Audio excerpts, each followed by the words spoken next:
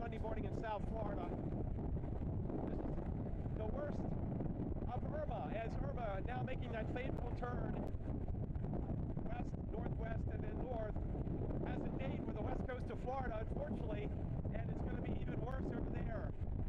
With that said, just a few miles away on Virginia Key at the University of Miami Rosenstiel Center, that's where they have the wave pool and atmospheric science, and they measured 100-mile-an-hour gust in the past hour, and we're just a stone's throw away from the causeway, the Rickenbacker. So, to give a sense of how windy it is here, we're gusting 75 to 80, which is hurricane force, and sustained 45 to 50.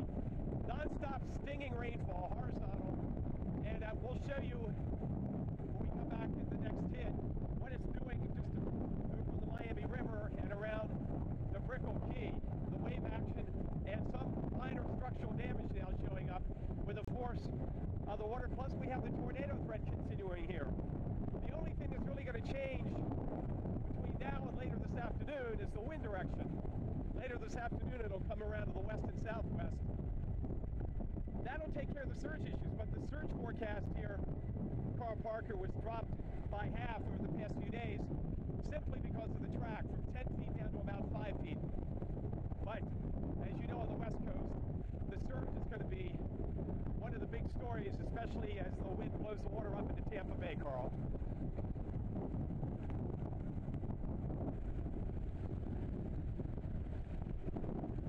Okay, I'm sorry, we're going to Paul. I'm sorry, we're going to Paul Goodlow. All right, thanks. My fault. We're going to Paul Goodlow over in Naples. And Paul, I know you're out on the beach right now, but I know that won't last much longer.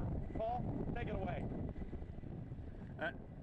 Exactly, Mike. We're moments away from low tide here, and this is one of the biggest concerns in the Naples area is the gentle sloping of the coast. So I'm going to walk from basically where the water is right now towards my camera, and we're talking easily 100 yards or so. And that's the problem with this part of the southwest coast of Florida, a gentle rise in the slope, which does nothing but perhaps make this area more vulnerable to storm surge because it has a much longer fetch for that water to get higher and higher and then come slashing on shore. You know, you look at some of the, say, Eastern Caribbean islands, it's deep ocean, then the island, and then deep ocean, so you don't have that time for that hurricane to build that surge and run up some of those islands. Yes, they get some storm surge, but areas with a gentle coastline like this, a coastal kind of plain, much more vulnerable to storm surge. And by the way, that's going to be coming in along with and even after some of the strongest winds.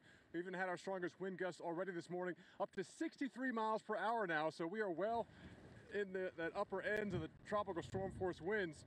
They were gusting around 40 the last 4 hours, now over 60 miles per hour. So the winds continue to increase.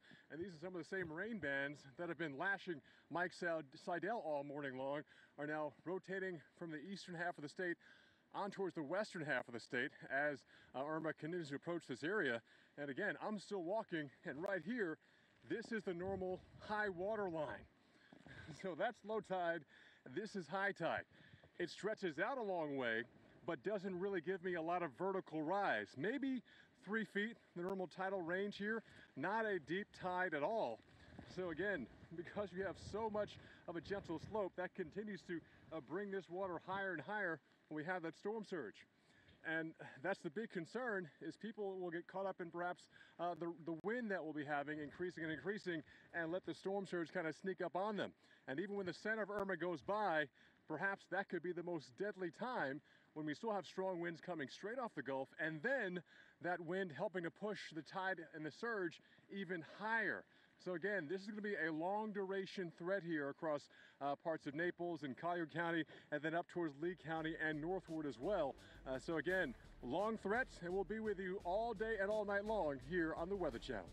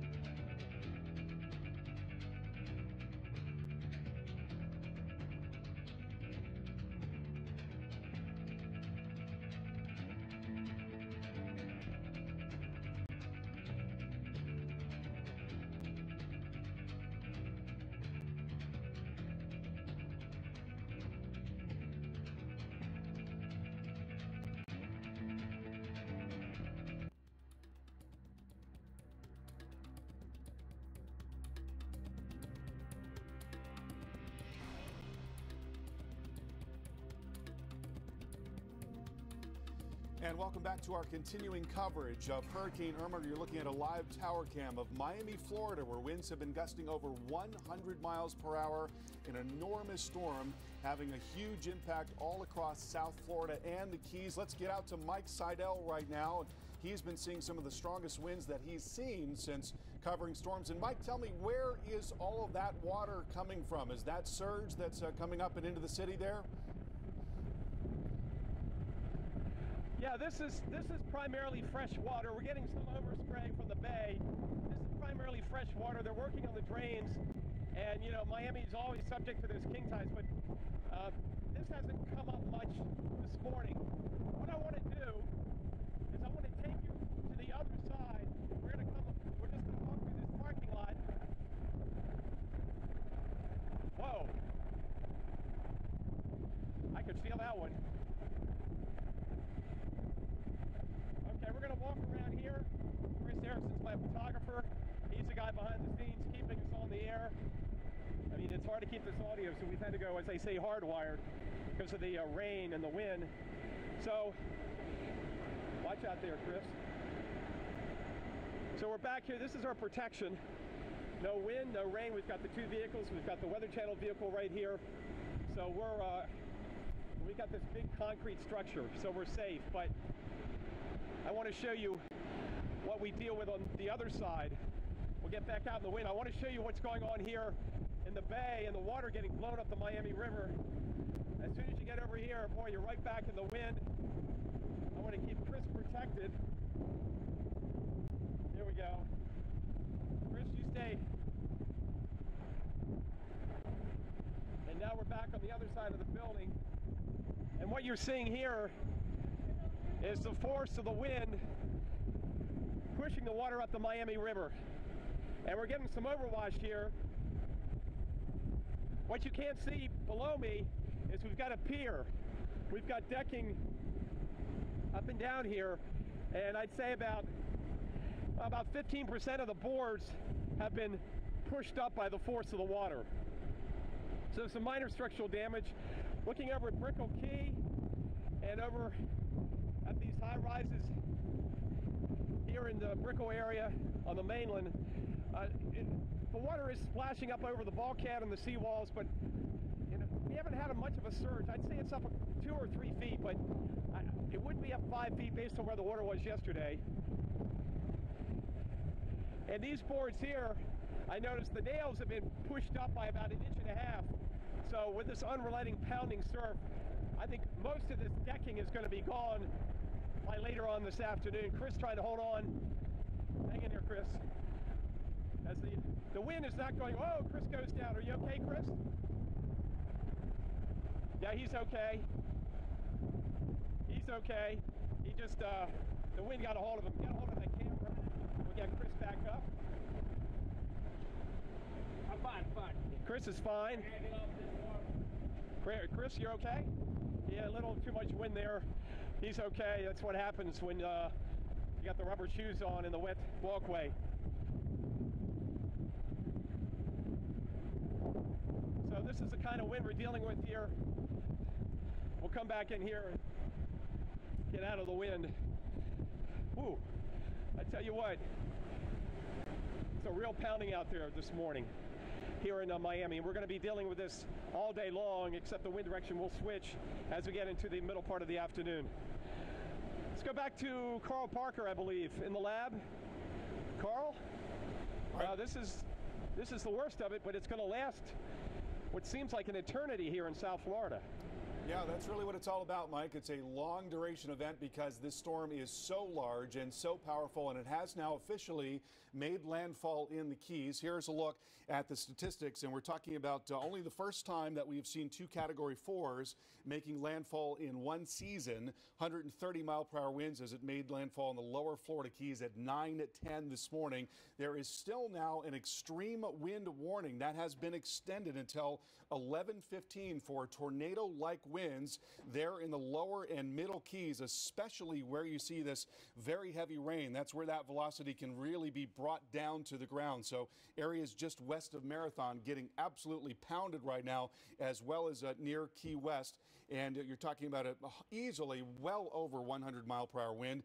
We are seeing that occasionally in South Florida as well. So you've got this enormous area of strong winds coming in and across South Florida now. Winds gusting to 60 in Pompano, gusting to 47 in West Palm. This is what's going to go on for hours and hours and hours.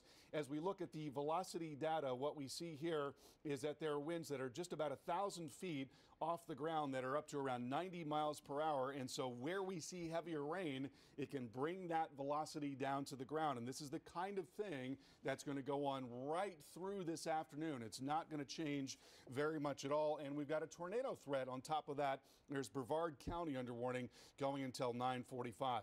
Here is the high-resolution model forecast. So you've got this relentless pounding in South Florida, then the eye wall coming into southwest Florida through the middle of the afternoon. That's where the very strongest of wind is going to be. We expect to see extreme wind damage with that eye wall, but also very strong wind all across the southern half of the state at this time.